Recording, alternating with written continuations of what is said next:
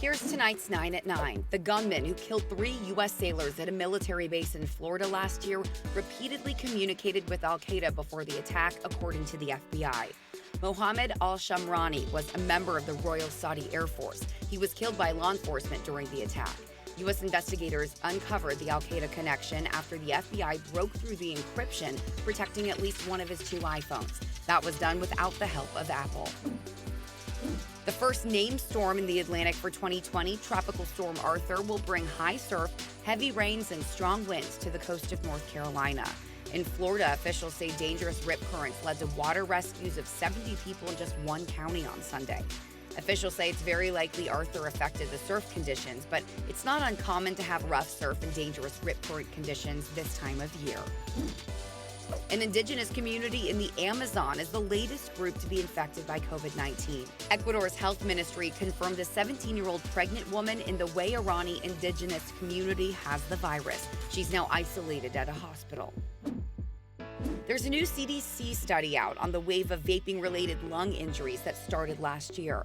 Those injuries affected more than 2,800 people nationwide, but researchers found that young people got hit particularly hard. Adolescents and young adults up to 24 represented just 19% of the population over 12 years old, but accounted for more than half of the reported vaping-related lung injuries.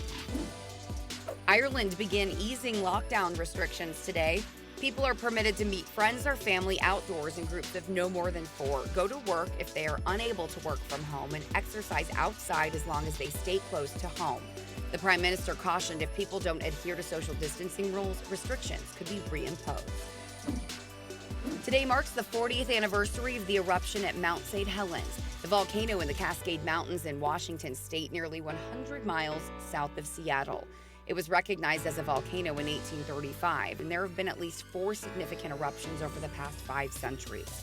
The blast on May 18, 1980, killed 57 people and did more than $1 billion worth of damage. Delta hopes more people will be ready to fly this summer. The airline plans to resume some domestic and international flights to suspended routes next month.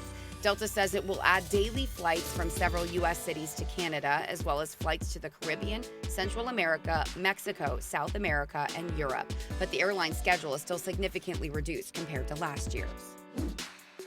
Julie Andrews, famous for playing such iconic roles like Mary Poppins and Maria Von Trapp, has started a new podcast reading children's books. Andrews is working with her daughter, who's a children's author. It's up and running and hopefully helping families have some entertainment time with their children.